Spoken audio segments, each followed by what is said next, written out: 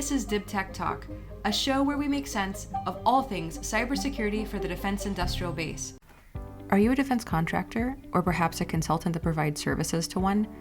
If you answered yes to either one of those questions, and you've never heard of the DOD Defense Industrial Base Collaborative Information Sharing Environment, also known as the DICE, then you need to listen up. Let's start with their Cyber Resilience Analysis, or CRA. The CRA provides an easy-to-understand, comprehensive final report indicating the relative maturity of organizational resilience and cybersecurity capabilities. And did I mention that the service is free, and it's mapped to NIST 800-171 and the CMMC? The CRA is just one of the suite of services provided by the DICE to DIB-CS members. Stay tuned to hear more about the DIB-CS program and how you can participate. My name is Krystal Covey. I'm the director for the Defense Industrial Base Engagement Element at the DOD Cybercrime Center, DC3. And the name of my directorate is the DICE. It is the DOD Defense Industrial Base Collaborative Information Sharing Environment, DCISE. All right, and what does that mean? So I know you're within DC3, but what does the DICE do specifically? What's their mission set within DC3? Sure. The DICE is the operational arm of the DoD's Defense Industrial Base Cybersecurity Program. And the DIB Cybersecurity Program is led by DoD CIO. And so the DICE's mission is to operationalize the program. And so our goal is to build a trust relationship with industry in order to elevate their cybersecurity. Okay, so what is DoD's, I'm trying to figure out how DoD CIO and DICE work together. So does CIO provide programmatic directives and then you guys implement them and run with them and make them real? Exactly. So the distinction is DoD CIO handles all of the policy, all of the recruitment, onboarding companies into the program, getting them to sign the documentation, and then they hand them over to the DICE, and we begin engaging. And so once a company is brought into the program, they have a lot of different things available to them, everything from products to different types of meetings and engagements and different cybersecurity as a service type pilots. Okay, yeah. So can you talk a little bit about what it means to onboard a company? So what's that process like? And then we'll talk about some of the things that they get. But what's the process like onboarding? Is this different from being involved in the vulnerabilities disclosure program? Is this something totally different that they would have to also register for? Yes, so this is different, though I will say the Defense Industrial Base Vulnerability Disclosure Program that Chris Johnson discussed, that is one of the services that we offer to our partners. So there is a link there, but it is the program itself is bigger. So as far as what do they have to do? How do we onboard them? Well, once a company is determined to be eligible, presently, in order to be eligible to join the program, companies need to be cleared defense contractors. And we realize that obviously the cleared defense contractors is not the only piece of the defense industrial base that we need to engage. And so DoD CIO has been working to update 32 Code of Federal Regulations, Part 236, in order to incorporate non-cleared companies into the program. And so we are running a pilot with non-cleared companies to share with them. But back to onboarding. If a company is determined to be eligible, they are a cleared defense contractor, and they possess a facility clearance, then we are able to bring them into the program, and they sign something that is called a framework agreement. The framework agreement is sort of the cornerstone document for the DIB cybersecurity program. And so that document does a few things. One, and the most important thing, it protects the company's identity. And so if a company were to share with us information through the voluntary sharing construct, we have an obligation to protect their identity. Now, it does a couple other things to include, it states that if a company shares with us within 72 hours, we will share back with them any resultant analysis that we are able to find within the same amount of time. And then it says that we, the government, commit to share government-furnished information with them. So once they sign those documents, we bring them in and we host several web conferences to let them understand all of the things that are available to them, because it is a bit like drinking from a fire hose. We do have about 13 different product lines. We have lots of different engagement type opportunities, and then all of our cybersecurity pilots. So we try to make it as digestible as possible right from the get-go.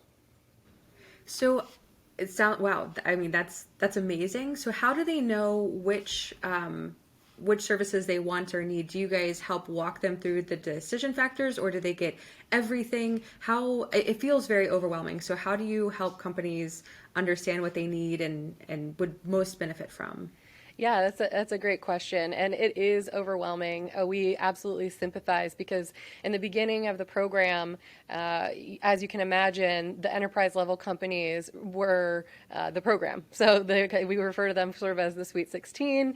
You could probably name them all, and now fast forward 13 years later, and a lot of our companies are micro and small.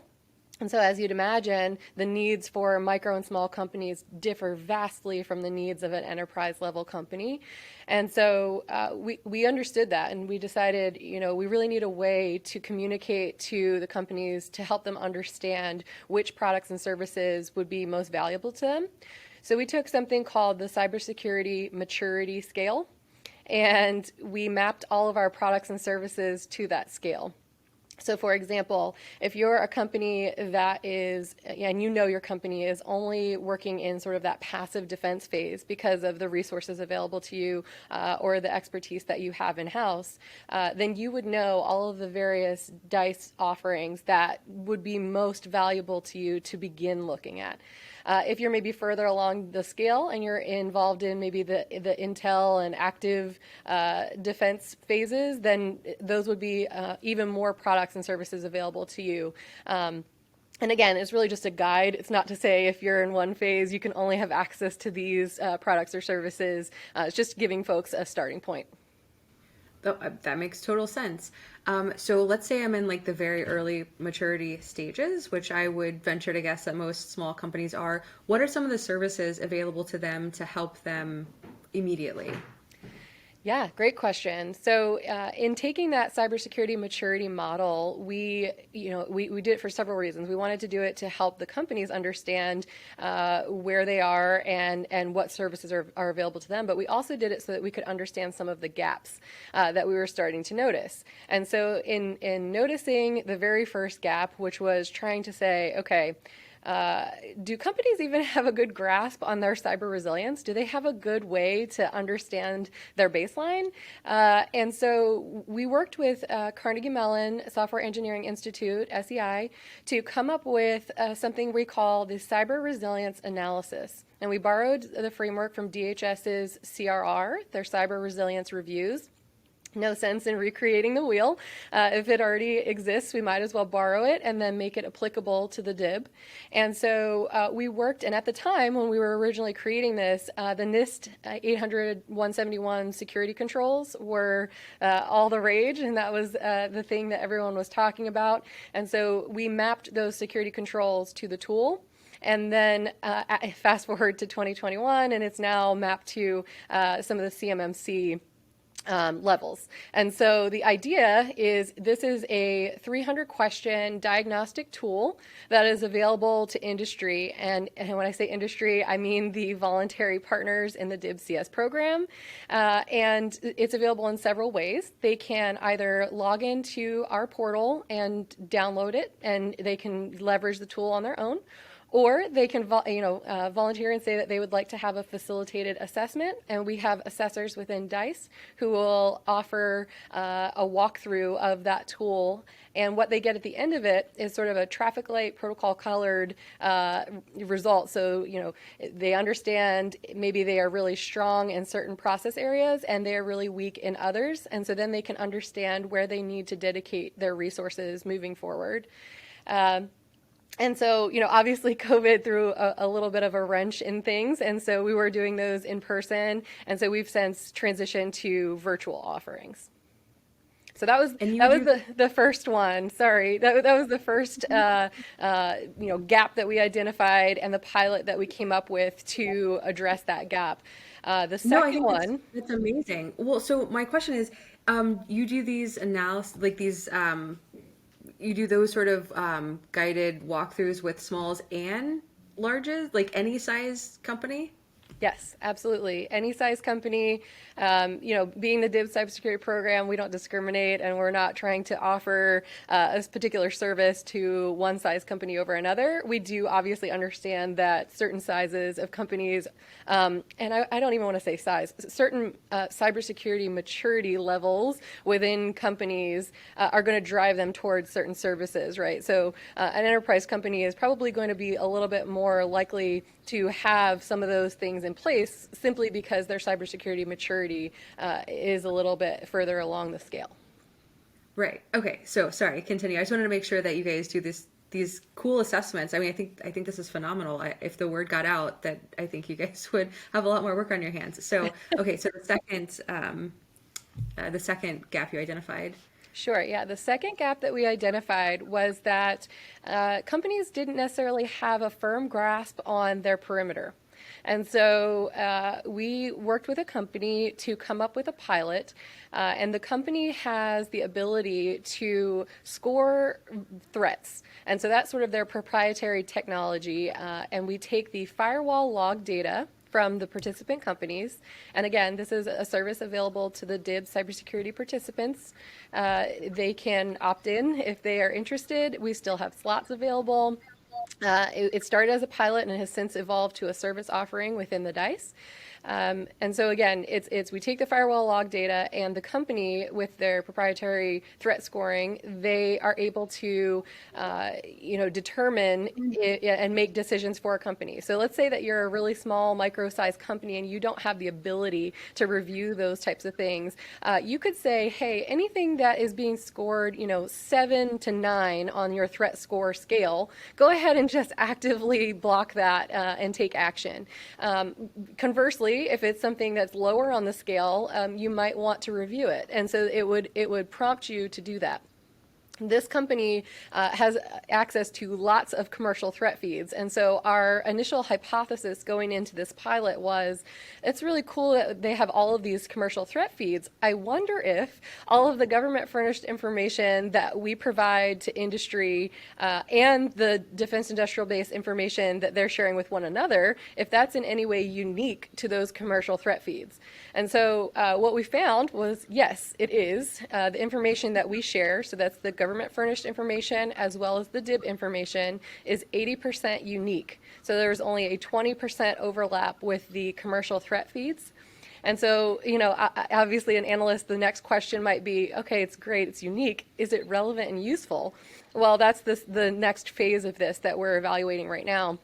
Is great, it's unique. Are we actually helping these companies detect and defend and prevent incidents from happening? And what we're finding is, yes, we are. And so, it sounds simplistic on the surface as far as the cybersecurity as a service sort of concept, but it offers a lot of things on the back end. So the DICE analysts, there are 64 employees in the DICE, and over 30 of them are analysts. And so what I always tell new partners is, if you're a company that is maybe resource constrained, you have 64 employees available at your disposal to include 30 analysts who are now available to review those logs and those threats and alert you to things that you may not have had time to dig into.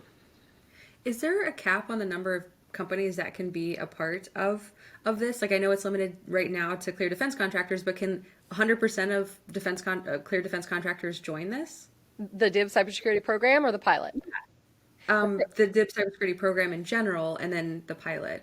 Yeah, so the DIB cybersecurity program is open to all cleared defense contractors, and we do actually still have some slots open in the non-cleared company pilot. So if there were any non-cleared companies who are interested, you could certainly reach out. You can always reach out to us about anything. Our email address is DCISE at dc3.mil.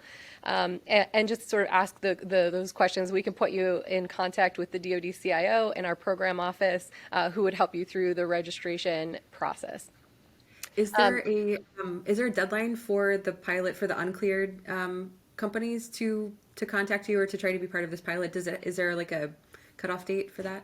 Well, so we did work through that I don't want to say several years ago now. In the very beginning, it was an effort where we wanted 10 micro, 10 medium, and 10 large, a total of 30 companies in the non-cleared pilot. And then obviously, as time has gone on, we haven't filled all of the slots. And so it's really open until the 32 CFR is updated. And so I think there's a little bit of time because, as you know, the federal rulemaking process is not fast. So just a little bit of context as far as the number of companies in the program now. I think we have over 840 companies in the program, and that includes subsidiaries. So 840, you might go, okay, that doesn't sound like a lot of companies. There's over 100,000 or 200,000 companies in the DIB.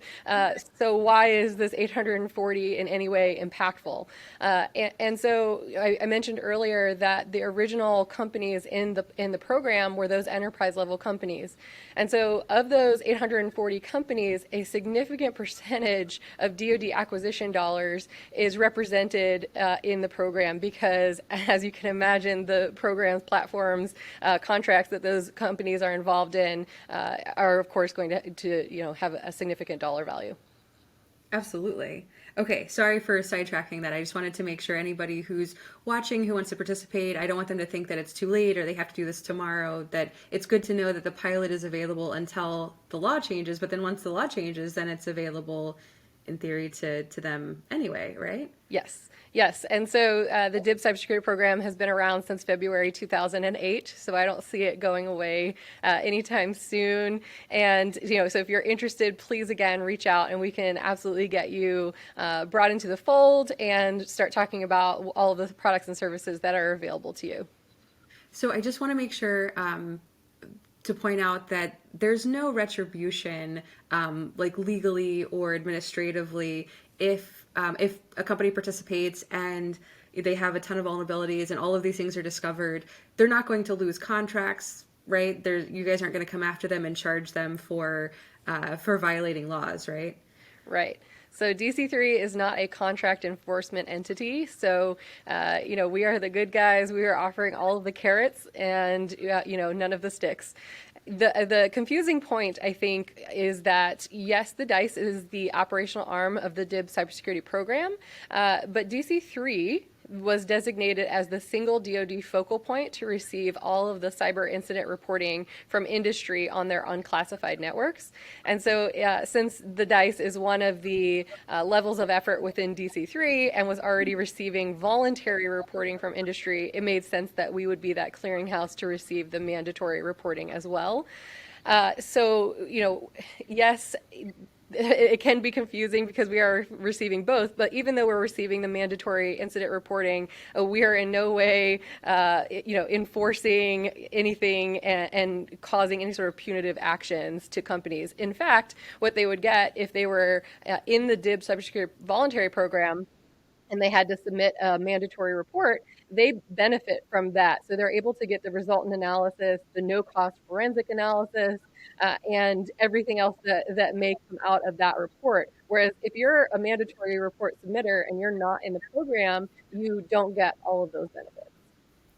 So I have a kind of not a random question, but kind of a tangent. So as companies are preparing for the CMMC, and it's very much based on cyber maturity, but if you handle CUI, controlled unclassified information, you have to be at level 3. And part of being at level 3 is having an incident response plan. Could I, as a company, build in DC3 into a part of my policy? Like it would be mandatory for, my company to report it to DC3 and to use that analysis as part of my company incident response plan? Absolutely. I mean, I think I'm a little biased on this one, but I can't see how that would hurt. I can only see how it would help because it's free information that's available. And the difference, everybody kind of now is saying, yeah, everybody's in the business of protecting the DIB, which I say, great. Everybody needs to be in the business of protecting the DIB. There's more than enough work to go around. And they're also kind of saying, okay, but everybody's in the game of cyber threat intel. And that's true. There's a lot of folks and a lot of entities in that game. What makes DICE different is the fact that we have these analysts that are curating information that is directly relevant and actionable to the defense industrial base and cleared defense contractors. So, DHS and others are sharing all cyber threats. We're not sharing all. We're sharing the information that is specific to those companies and is relevant to advanced persistent threats and or ransomware. So are you sharing this with just the companies that belong to the DIB-CS program, or are you sharing some of this with, can I go and sign up for some of these threat sharing feeds? Yeah, so there are a few things that are available. We're starting to branch out a bit more. DC3 has a mobile app, and on the mobile app, there is our cyber threat roundup. And so that's just sort of open source cyber threats that we have cultivated that are relevant to our audience. And so that is updated on the app. We also share with the National Defense ISAC for the purposes of research and cyber threat sharing. And so we share with them, we share with the non-cleared pilot through email, and then we also share with our DIB-CS partners through a portal called DBNET. All of this information is also available to our U.S. government partners via our Intel Link Intel Share page on CIPRNet. So I want to highlight DBNET really quickly because not a lot of, I don't know if it's common knowledge, but it should be common knowledge. All defense contractors should be registering with DBNET and having a medium assurance token, right?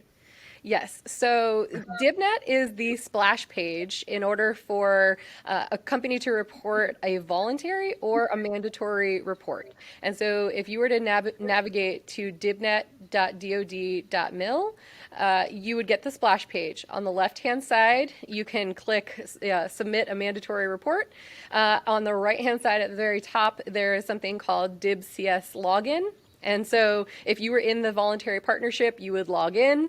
A medium assurance certificate is that identification token, soft cert that is used so that we can understand who is accessing the system.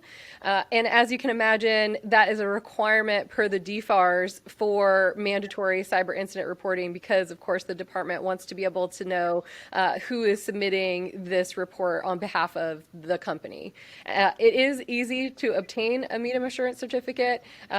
You can go to the website public.cyber.mil, and that's how you can apply to get your certificate. Though I will say, it's not overnight. It's not a matter of hours. I liken it to something like every person who goes to get a CAT card has a different experience. So you might get it right away. You might have to wait. You might have to go back. And so it could be similar. And so that's why the department really wants companies, as soon as they get a contract with the DFARS clause in it, they should be seeking to obtain that medium assurance certificate so that when they're submitting their events, they're not waiting for that piece. And I think that really just goes along with the, trying to remove the stigma of reporting because if we're all going in saying, oh, well, we need this certificate because we're going to have to report at some point, then, we understand, yes, everyone is going to be reporting. It's just a matter of when. That's right. So what constitutes a mandatory disclosure? Sure. So mandatory reporting is outlined in the DFARS, the Defense Federal Acquisition Regulation Supplement 252.204-7012. And it specifically states that companies need to report cyber incidents that impact CUI, CDI, covered defense information, and or their ability to perform operationally critical support.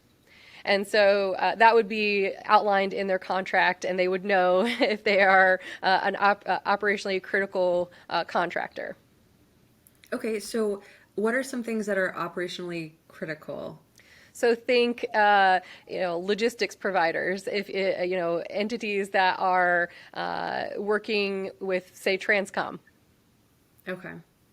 Okay, that makes sense. So they have to report. What are cyber? Okay, so what would be a cyber incident impacting CUI? Is that a like, oh, we're getting scans from China? Does that constitute an incident, or is it someone getting inside your network? What would be a good description of what a typical incident might be? Okay, so a typical incident, that's almost sort of an oxymoron, right? Because every incident is going to be different. The ones in the news recently, so SolarWinds, the Microsoft Exchange, the Pulse Secure Connect, all of those would constitute a cyber incident if the company has the DFARS clause in their contract, which I think it's in over 1 million contracts now. If that incident in some way impacted CUI, so if they maybe had segmented networks, maybe it didn't impact and they didn't need to report. But again, all of this is the nuances of the DFARS policy would fall into DOD CIO's realm. So if you have one of these tech talks with Mr. Kevin Delaney, who is the director of the DCISE program, he would be the perfect person to ping on all of those policy related questions. Okay, and so what's the difference between a mandatory and a voluntary report? Sure. So a voluntary report can be anything. A voluntary report can be anything from, we just want to share a few indicators with you, to a very long form narrative report of, hey, we saw scanning reconnaissance, we have these spear phishing headers, anything that a company wants to share, not only just with us, the DoD, but with their peers. That's the whole concept of the DICE, is this crowdsourced threat sharing. And so you are helping your peers identify information before it becomes a threshold for a mandatory report. And so mandatory reporting, the main difference is we do not have the obligation to protect the identity of mandatory submitters the same way that we do for voluntary submitters. And so it's almost sort of that safe harbor concept in voluntary reporting. In mandatory reporting, they also have to include other fields such as the impacted contract, programs, platforms, DUNS number, cage code, location, and incident narrative, which security controls failed, have you reported this to other government agencies, all of those types of questions. So they do differ a bit, and so many might ask, okay, well, now with the onset of mandatory reporting, why is there even a need for voluntary? And I'll tell you that, yes, I'm biased, but I believe that the concept of crowdsourced threat sharing and getting information to industry ahead of time, left of boom, before it becomes a bad day, is really where we should be focusing our efforts, because oftentimes we are, chasing things after the fact, and that's something, and it's certainly keeping a lot of people in business, but it is something that we really need to be a bit more proactive with. Yeah, so speaking of bad days, so what if I'm a defense contractor and I don't have my medium assurance token yet and I have a bad day? Like, oh my God, something has happened. This is impacting my DoD CUI, but I don't have a token. I'm afraid I'm going to lose a contract, or they're not going to want to ever work with me again. I'm just not going to report it. What are and I'm sure people out there do this, but what are some of the reasons why they shouldn't be doing this? Are they going, if they report it, are they going to get in a whole lot of trouble? So if they report it, I think that a lot of folks are in this mindset of, if I report it, all of a sudden everyone is going to know. They're going to be knocking on my door, asking me a million questions. And that is true. I'm not going to tell you people aren't going to knock on your door, because like I said, we share the mandatory reporting with U.S. government. And so of course, folks who have equity with those various programs and platforms that might have been impacted are going to have questions. But I think transparency goes a long way. And so, yeah, I understand that every company that is involved in this is going to have a legal team that has an opinion and is able to weigh in before they submit. But if like you said, you're in that scenario where you don't have your certificate and you don't know what to do and you are sort of scrambling, we have a DICE hotline, and then you can email us again at DCISE at dc3.mil, and you can let us know that you have an incident that you need to submit. We can easily submit on your behalf. You can also share information via DOD Safe with us if you're not able to access our DBNET portal. Okay, so there's really no excuse for people to not report in the timeline that they're supposed to. Correct. There really isn't an excuse as far as not meeting the 72-hour deadline. We are available. Our hotline is on 24/7. So if it's not between the hours of 6 and 6, we have a cell phone that rotates amongst all of our employees, and so someone will answer. There is a human on the other end that can help you out. And just to make certain no one's going to come and arrest you for any of this, no one's going to confiscate all of your computers and then forbid you from working for the Defense Department, right? If I report even Right. a SolarWinds type attack. Right. So there is a requirement in the DFARS clause that says that you have to preserve and maintain the media. And so if you have any related malware, you're encouraged to submit that. There's a requirement to do so. And so you can do that initially, or you may be asked by the damage assessment management offices and potentially the contracting officer to submit the relevant media. And so you'll have to submit that. But as far as your scenario, no, that has not yet happened. And we're well over 1,000 different types of mandatory incident reports at this juncture. Okay, cool. So we've talked a whole lot about services and things for companies on the lower end of the maturity scale. So what would be available to some companies who are right in the middle of that? They know they've implemented NIST 800-171. They're pretty good on those, or they've got some POAMs that they're trying to close. What would be some things that you can offer some middle of the road companies that are not quite enterprise and not super advanced, but they've got good cyber hygiene? Sure. So one pilot that we just started is something called Krystal Ball. And this is the first pilot that actually doesn't require DIB company interaction and is more for DICE analysts. And so it maps public infrastructure for all of the companies in the DIB cybersecurity program. And so then it overlays that with threat intelligence, and it provides us sort of this external landscape of all of the partners. And so if we're able to identify any vulnerabilities, we can alert them proactively.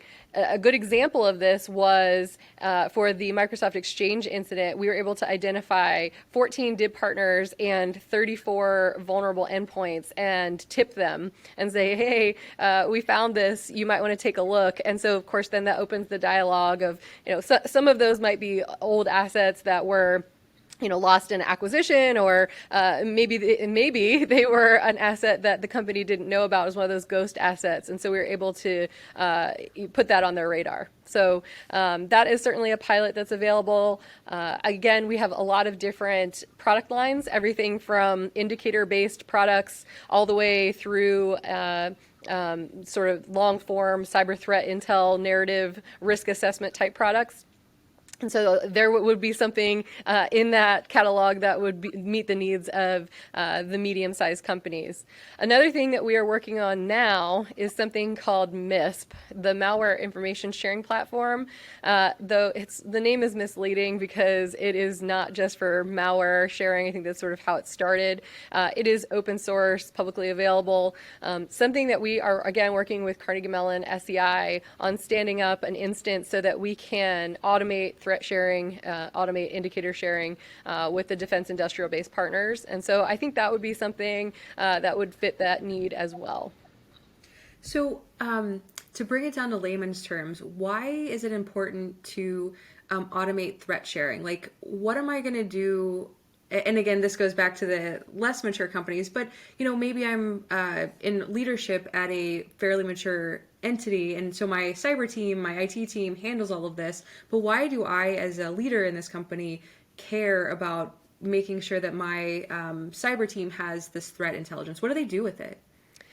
Yeah, that's a great question. And, I think going to the piece about why automation, well, I think it's as simple as trying to get information in real time, right? In near real time, as fast as we can possibly get it to companies so that they can action it. Because if we're just sharing information for the sake of sharing information, that's not doing everyone a whole lot of good. The idea here is to share information that they can take action on, so block, and or detect and then defend. And so if you find yourself in that boat and you have this feed available to you now, you can do a lot of different things. So if you're at the far left of the cybersecurity maturity model, you might just say, okay, this is great. How can I ingest into my tools that I already have on my systems? But if you're maybe further along the scale, more towards the right, you might actually be able to dive in and do some of that long form cyber threat intel analysis to be able to say, maybe you're bucketing activity and you're getting to a point where you're able to say this advanced persistent threat activity looks very similar to something that we saw years ago. And so then you share that information with the community to help folks better detect and defend against those threats. Obviously, over the last 13 years, we have lots of indicators and tactics, techniques, and procedures that the adversary has used against the defense industrial base. And so one of the last efforts that I'll talk about is something called adversary emulation that we have developed to help companies with this, right? So we've learned how the adversary targets and exploits the DIB.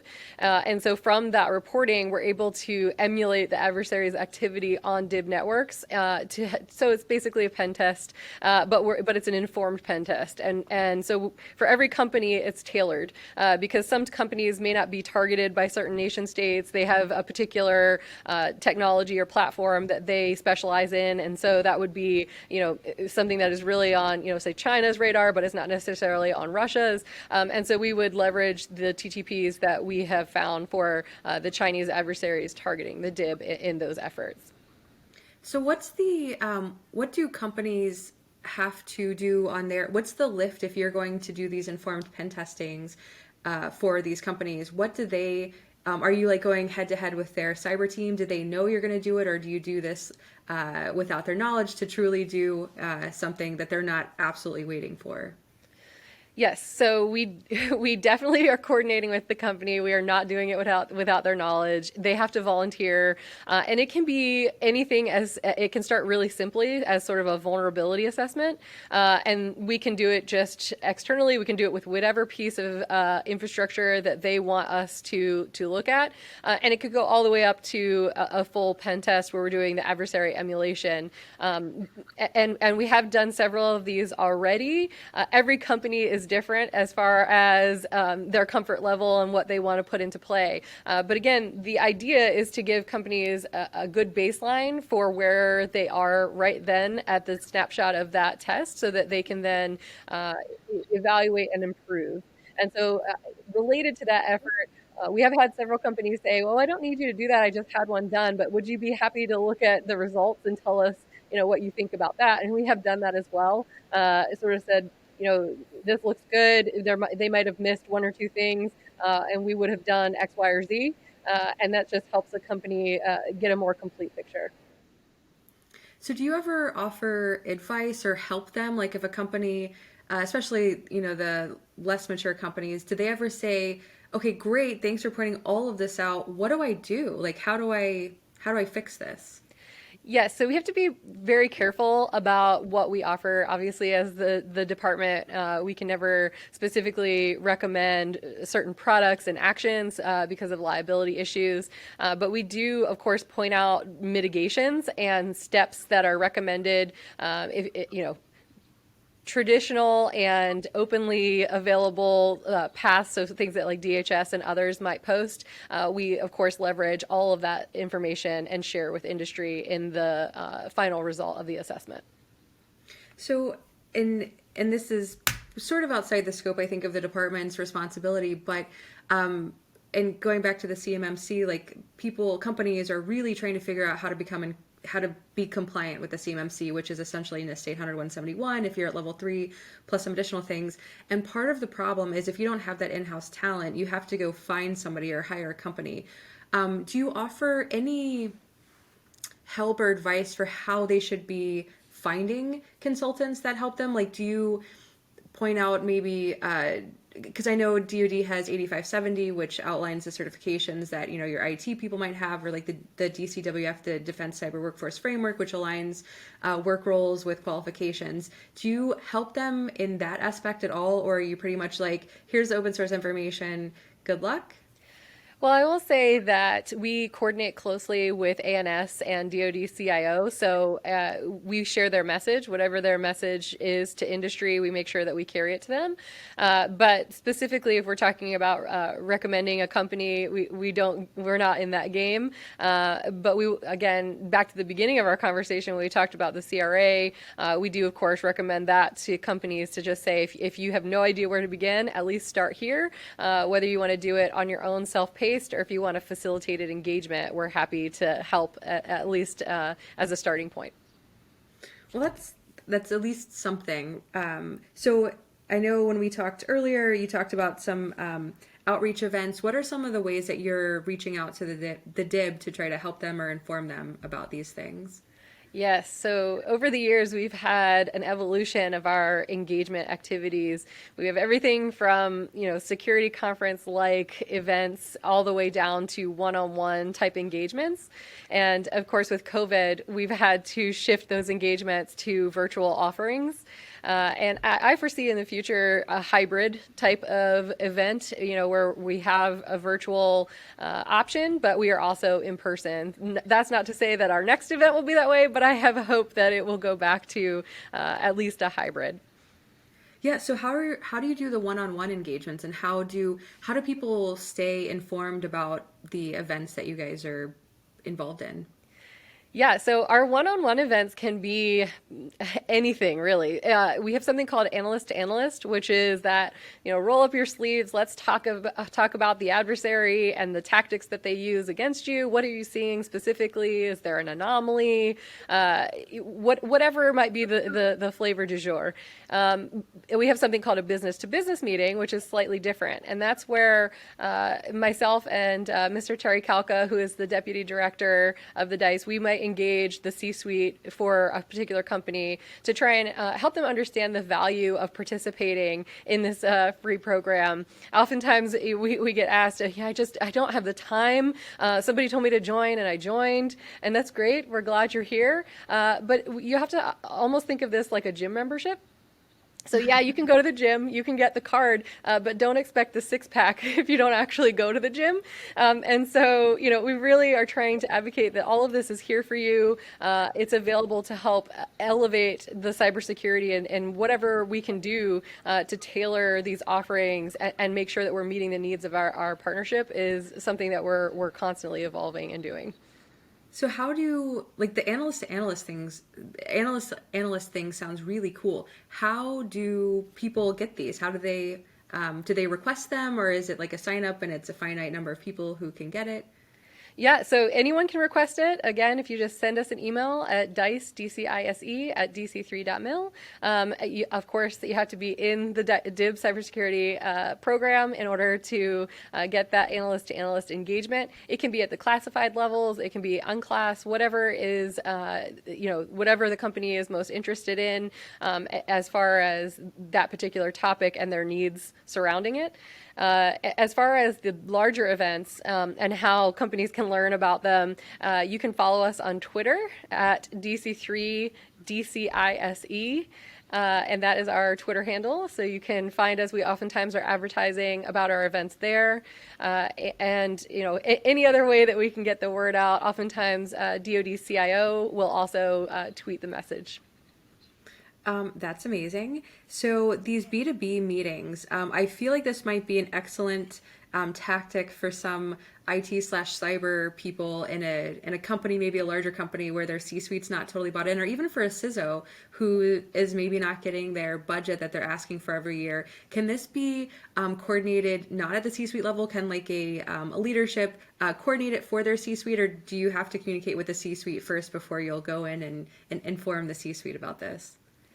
No, that's a great question. We will take those requests. I will say though, for those in the DIB cybersecurity program, you have to be a POC, a designated POC, and that just means that we're able to encrypt and send emails to you. And so that's the person that with whom that we would engage as far as scheduling whatever type of event the company is seeking.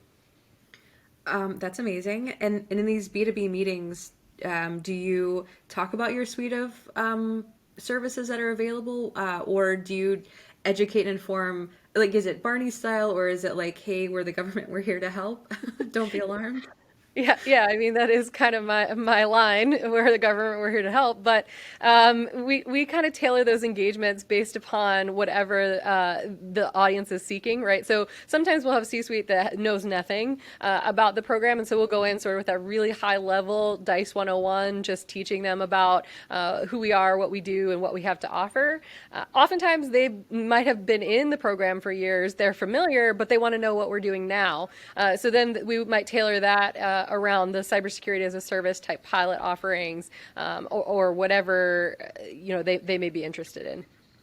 So do you have a catalog somewhere of all of the services that you guys offer, like maybe behind behind a wall, that if the members log in, they can see everything? Or is this word of mouth and it's like the secret order at Starbucks that you have to know it's there to get it?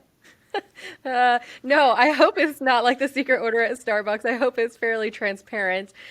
We do have a briefing, again, that maps, and in the briefing, the cybersecurity maturity model scale is in there, and it has the various products and services mapped to that scale. We also have slick sheets for all of our different pilots that we're offering, and we offer web conferences on a sort of bi-monthly basis, and it can be on any topic, but right now there is a lot of emphasis on these various pilot offerings, and so we will take time to brief companies on Dice Cubed or Crystal Ball or whatever it may be. So how do we see these slick sheets, or like the pilot du jour that you guys are kicking off? Is this public knowledge, or do you have to be a member of the DCISE to be privy to these? Well, so it is public knowledge that we're doing it. I can certainly talk about it, and we can share our completely unclassed slick sheets and that type of stuff, which we have shared on our social media. But if you are a member of the DIB cybersecurity program, you can easily navigate to DBNET and find this information, or you can email us and we can send it to you if maybe you just don't have the time to search through DBNET. Okay. So I guess the answer is join the DIB CS program if you're a clear defense contractor, and if you're not, better get into this pilot so that you can. I'm imagining you're making some of this information available to your unclassed pilot as well. Yes, or absolutely. Not clear. Yes, Okay. and so we one thing I haven't mentioned about DICE is we are CMMI for Services Level 3, and so what does that mean? We have repeatable documented processes, and so we that's very important to us because I think from a customer service perspective, our customers know that we are doing the same thing and doing it in a reliable, repeatable way, and so because of that, we have a lot of this information documented in ways that partners know how to find it. So is this, let's say all 200,000 companies in the DIB jump on board once the law is updated, and so it's available to everybody. Is this a scalable program to be able to scale to service 200,000 companies if they all want it in? Yeah, if they all want it in, I think it's a really great problem that I would like to have. And so I think the scalability issue comes into, when we're offering facilitated engagements and things like that. But, for the CRA, it can be facilitated, but they can also download it. So we're trying to be really versatile in our offerings so that, we can, if we wanted to develop a wait list for some of these offerings, that would be a nice problem to have, I think, because then we could certainly articulate up the chain to OSD and others that we need additional funding to support these efforts for the DIB. Yeah, so back to, I guess, the initial question.